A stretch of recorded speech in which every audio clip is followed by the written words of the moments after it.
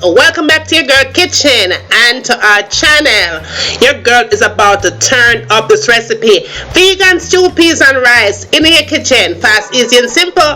The one that you have been requesting and forever is finally here on your table. Now, if you are here and watching me cooking this vegan stew peas and rice recipe for your very first time, be sure that you have subscribed. If you have not already subscribed, feel free to do so. Turn on that post notification settings boo to always be aware of whenever your girl uploads a brand new video. So now me ready to cook this thing out. Are you ready? Come on, let's get started.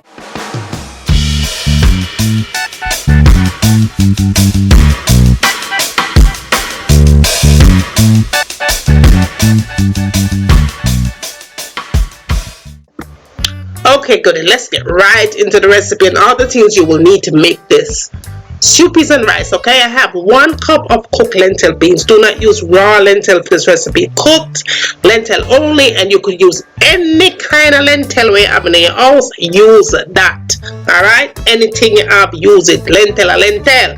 Now, you are going to use your vital wheat gluten for your meat substitute. I am going to insert a link down below to show you how to make homemade meat substitute in your kitchen, right? Vital wheat. I'm going to show you how to make that.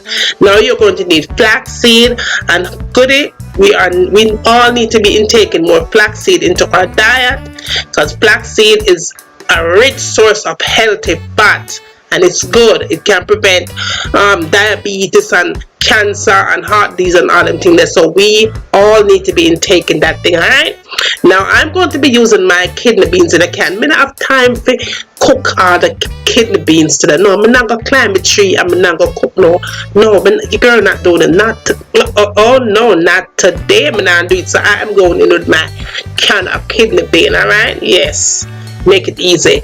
Now to that I'm going to add nutritional yeast flakes, of course, then some salt for flavor, and then we're going to go in with some garlic powder and onion powder and paprika, black pepper, and I am going to be using my combo season. The combo season is a form of all-purpose season, but the combo season is so delicious, and you guys know I love me some combo season, right?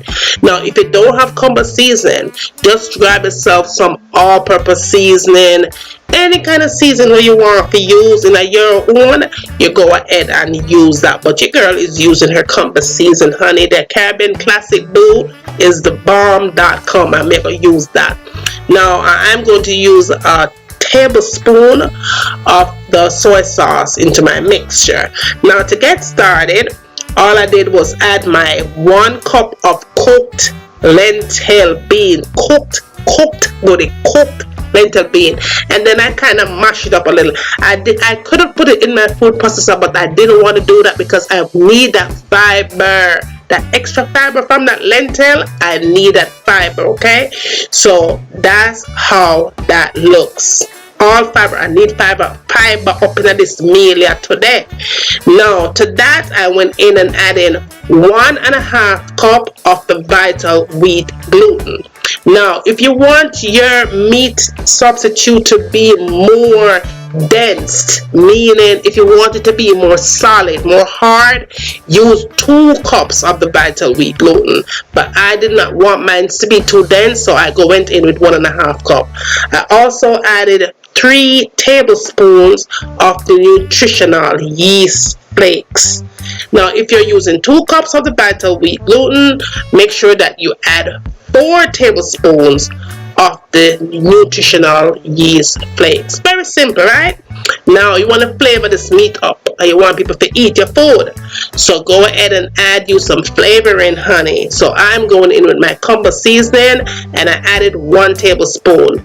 I'm adding my paprika, and I'm also adding 1 tablespoon of the paprika. The paprika will give me the color of meat. Then I added 1 teaspoon of black pepper, and I added 1 tablespoon of onion powder and garlic powder, right? 1 tablespoon, because I want to think about flavor me I talk about, you know. Now I went in with some salt, and I use half teaspoon of salt because I am going to be using salt along the way, so I don't want the thing to be corny. And that soy sauce right there will make my thing over salty, right? So I added the 1 tablespoon of soy sauce. Now you want to go ahead and start combining everything together. And you want to make sure you do it this way. Use your big spoon, whatever, and just play around with the mixture like so, right? Just like that. Then of course, when you're ready to form it, you are going to use your hands and make sure you hand them nice and clean, and we are set to make our meat substitute, right? Now, to make your meat substitute, you are going to need cold water, goodie, and I have a half cup there, but you're not going to use all of that water, so go ahead and just use half of it for right now. Then you start forming your meat. All right, just take your time with it and becomes one with your mixture to have the best vegan meat substitute in your kitchen, right? Yes, boo. Don't be afraid to make the thing. So we just go ahead and just do this. Now, what you're going to do, right? You get your cold water and you put it in the palm of your hand and you just sprinkle it upon the thing. Do not show it directly on it because you are going to ruin the texture. Is going to become soft, and if it becomes too soft, when you boil it, it's going to all fall apart. Because remember, I only use 1.5 cups. See, I'm going in again, just in the palm of my hand, and sprinkle it around, and that's all it took, nothing more. Because like I said, the more dense your meat is, the more it's going to form. It's going to be more harder. Just like when you're cooking meat and the meat takes long to cook, it's kind of solid. That's how it's going to be. The less battle wheat gluten, the softer. The more, the harder. It's very simple, right? If that makes any sense. So that is formed, and that is perfect. And as you can see here, I still have water out of that half cup of cold water that I just used. So what I'm going to do here, I'm going to place it on my cooking board, and I'm going to knead the daylights out of this thing at least 5 minutes. 5 minutes good. You have to do this. You cannot skip this step, boo, because if you skip this step, you are going to ruin your meat like big time. Don't skip it. Don't skip it, boo. And then blame me feet. No. So you see how that is? That is some perfect meat right there. Perfect meat. Perfect meat. I'm not going to use all of this for my recipe. I'm going to use half, and then I'm going to use the other half for another recipe coming soon, boo. Look out, feet. Yes. Now you can see right there, that is some good meat substitute. And remember, when you cook vital wheat gluten, it expands, so that half is going to become much bigger. Yes, it does. Now we are going to slice it, and the slices that I choose is what I wanted. Now you're going to make yours bigger if you like, because it's going to swell up, and it's going to be even way bigger when you cook it. But I wanted mine thin because I just choose to have mine thin, but you could make it whatever size. You could even use the entire mixture, but it was just me and one more person that was going to eat this, so I just went ahead and used half, and then I cut it into my desired pieces that I wanted to. Okay, and it worked for me. This worked for me. This was fine. So you see, I made it thin, very thin, like really thin strips. But you don't have to make it that thin, but don't make it that thin if you don't want it like that. Okay, so now when I got done with that, I went in with my pot on the fire, and to that pot I added 4 cups of homemade vegetable stock that I made at home with just vegetables that I had laying around the house. And then I added my coconut milk to it. And then after that I added some salt for flavor because we need that stock to have flavor. And then I added some black pepper. Now after the black pepper went in, I went in and added my meat substitute into that liquid right there, because you want to make sure, goody, when you are boiling this vegan meat, you want it to boil with flavor, and the flavor from that coconut and the homemade vegetable stock, the salt and the black pepper is all that it needs right now. You are going to cover this and let it cook for at least 30 minutes before we do nothing else. 30 minutes. Vital wheat gluten is always well done after at least 45 minutes, but we are going to cook this for a total of 30 minutes. After 30 minutes, it is going to look like this, exactly like it should look like that. So what I went and did was added my red kidney beans to it, 1 can, and then I added my garlic and ginger. And my ginger, I did not peel my skin because I want all the fibers that I could have in my body, right? Fiber, fiber, fiber, and more fibers, boo. Yes, throw that in there. Then I went ahead and added my milled flaxseed. Yes, boo. And I added 2 tablespoons of that to it. 2 tablespoons. Yes. It's going to thicken it up and it's going to give me more fiber. Pure healthy stuff today we are talking about. Healthy, boo.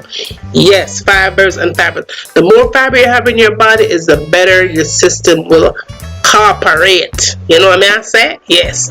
Now, while that was cooking, I went ahead and get my vegetables prepped, boo. So I added some onions and thyme and scallions and a little pinch of pepper. I'm afraid of pepper, but I had to add it to it. And then I added some very sweet organic bell peppers. Okay, so all I did was went ahead and just cut up my vegetables into my desired pieces that I wanted. And yeah, it's very, very simple. That's all I did right here.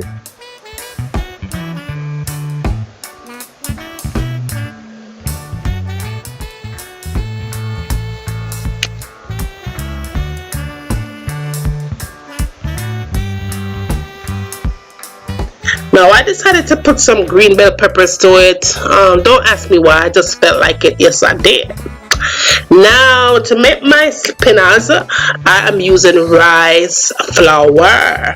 Everybody is like curious about this rice flour business. Rice flour tastes different from regular flour, like all-purpose flour. It does taste different. It has a texture of potatoes, if you ask me.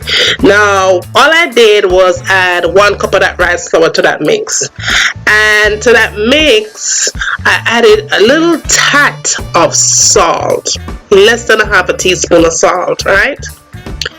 And then I combine the salt and the rice flour mixed together. Now a little trick, when I'm cooking vegan food, I always add flavor to everything that I did that I do when I'm cooking vegan food. So I did add about a teaspoon of my combo season. Now if you don't have combo season, use any kind of season where you want. Now I'm using cold water to form that dough. Okay, use a couple tablespoons. But another thing about rice flour, you got to make sure that you have more water. It takes more water to form than all-purpose flour does. So just a heads up right there. But it feels like potato, like when you mash potato and when you open it up, even the texture look like potatoes. Like, yeah, it really feels like potato, but the flavor that it gives, it's amazing, and you don't have to feel guilty when you're eating this. All right. Now I wrapped it in some plastic wrap and I set it aside. Now checked my meat and it was ready. The meat was cooked, everything done, right? So now it's time to put my vegetables in. Yes, put my vegetables in, throw it all up in there, boom. It was waiting and it was ready. And to that I went ahead and added some apple cider vinegar. I love vinegar in my food. I added a teaspoon. Then I added a cup of water, but what I did was add just a little bit more of the soy sauce into the water and put it into my stew peas mix. That is going to give me the right amount of flavor of saltiness that I need. That's soy. Very important, right? Now I allowed it to cook and for about another 15 minutes, and then it was time to add my spinners in, because I'm trying to get my meat to have all the flavor in the world when we need, because me not eat no tasteless vegan food in my kitchen. No, it never happen not here. Now to that I added my spinners, as you can see right there. And the thing about rice flour, when you put your spinners in, you don't want to be messing with it because it will break, because the texture of it is exactly like potatoes. So as you can see here, I'm being very gentle working around it. Very, very gentle. I turned my fire on medium heat and I covered it up, and I gave those spinners another 15 minutes to cook. Just cover it up and let it cook nice and slow upon medium heat. Got it? Nice and slow. Now that is what your vegan stew peas and rice looks like when it's all done. It's all its goodness and all its gloriful. Slap that on a plate because me never intend to waste no time. Oh yes, me now waste no time. We not drink box juice pan base. This stew peas was ready to go outside with me on my deck. Oh, I was gonna kill this thing. I was not playing with this vegan stew peas and rice up in here today. Not today. Oh no, not today. I was gonna have it. This stew peas and rice was so amazing. I had some plantains and some vegetables to it, and then I added a nice avocado that I bought in the farmer's market, and I was ready to dive in. May I tell you, say, me never play with my stew peas and rice today. You hear me? You see what that meat looks like? Look at all that goodness in its gloriness. Yes, boo. The stew peas and rice recipe was amazing, and I hope you enjoyed it as well. Now, if you're still here watching me, make sure that you have subscribed, show some love, share the recipes with friends and family. Tell them what's cooking up over here, right? Tell me what you like to see me cooking next in my kitchen. And as always, from my kitchen to your kitchen, enjoy!